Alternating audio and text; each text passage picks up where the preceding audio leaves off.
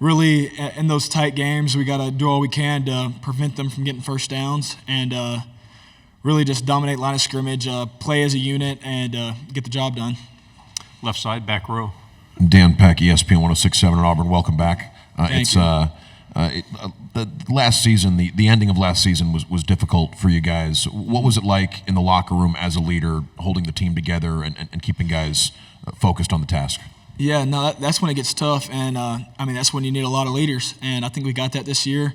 I think overall there's a bunch of us who can really keep the team together when adversity hits, because we can go undefeated this season. Adversity's going to hit at some point, so we just got to stay together and find ways to bring other guys on the team up and really just battle back that adversity. Right side, fourth row. Hey, Landon. Michael Bronner, WNSP in Mobile.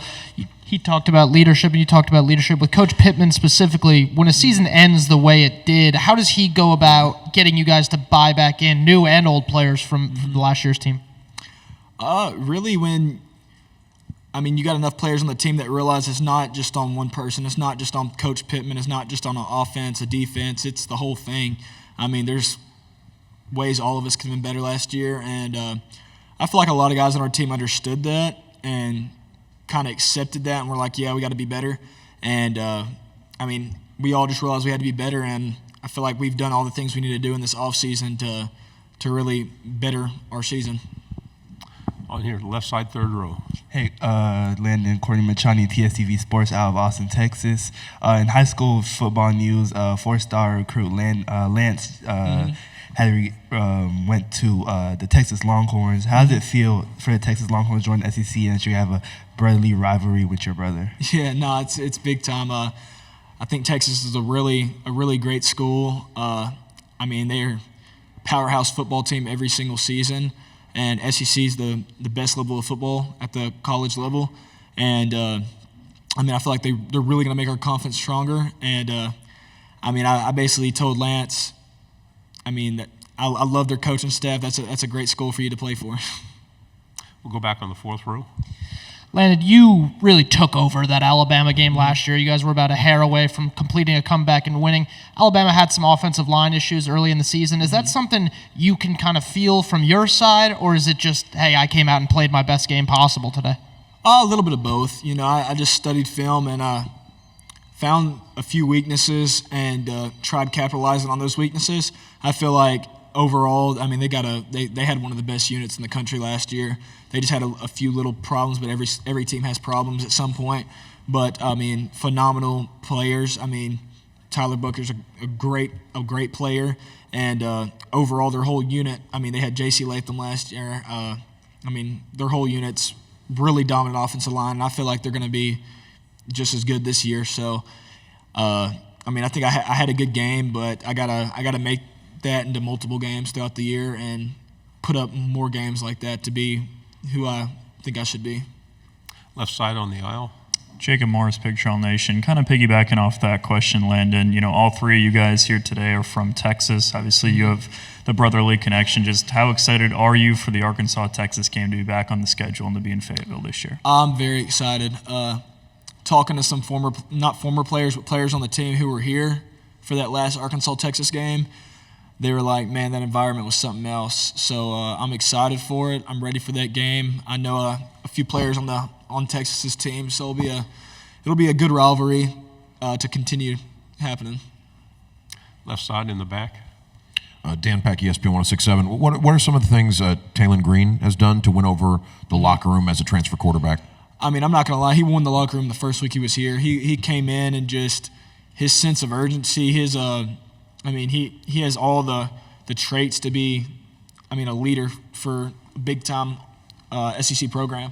And, that dude just he goes to work every day, first one in, last one out, and does all he can to perfect his craft. And he doesn't just worry about himself. He really wants to perfect his teammates as well. He's one of those players that makes players around him better.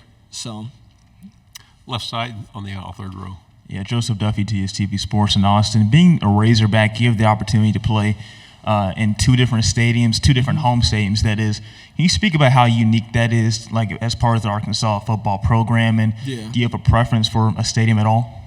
Oh yeah, no, it's pretty cool.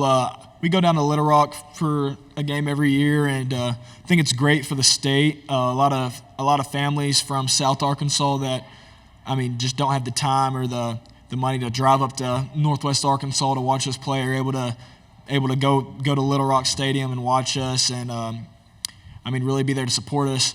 And but yeah, I mean, love our stadium up in Fayetteville. There's nothing like it, and I'm ready to get to it. Stay on the third row. Kind of going off different stadiums, the A&M Arkansas game has always been, or since you've been there, in that neutral site in Dallas. Do you enjoy playing in those kind of venues and having the neutral site? And this is the last year of it, so maybe you won't see it, but in the future they'll get to move back to. Honestly, my preference would be no neutral sites. I'm big on. I really like home games, and I love away games. I either love the crowd hating me or loving me. I don't like the mixed vibe. So I'm big on. I love going somewhere and running out the tunnel and getting booed. It makes you work a little bit harder, but I also love running out the tunnel and just seeing my whole fan base. So I prefer it like that than neutral sites. Front row. Michael Cobble out of Baton Rouge. I know you're a defensive guy, but what are you seeing with Bobby in the offense and Taylor? Yeah. I mean, does it look a lot different? And just he's such a big quarterback. I mean, you're used to that with KJ, but does that change the game? No, that he fits into Coach Petrino's offense great, and Coach Petrino as a coach just pushes those guys, and I mean they're working. So I'm really glad we got him. I feel like Taylor fits great in the offense. He's the type of quarterback that I feel like every team Coach Petrino's had that's been very successful, he's had a quarterback that plays the way Taylor plays, and I think that's one thing I'm really excited to see this season. Final question in the back. Hey, Cam Durr, WFF 48 in Huntsville. You guys are heading to Auburn this season, played at Alabama last year. As far as environment goes, which stadium or fan base is harder to play in front of? It's a tough question. I mean, I like playing at both. I don't know which one to say is really tougher because I've performed better at Alabama's, but at the same time, I feel like Alabama's fan base is a little bit more wild. But, I mean, I enjoy both stadiums. I really like playing at both stadiums. They're much better than a few that I've played at. So, really excited for that game. Great job. Thank you very much. We'll take you next year if you want.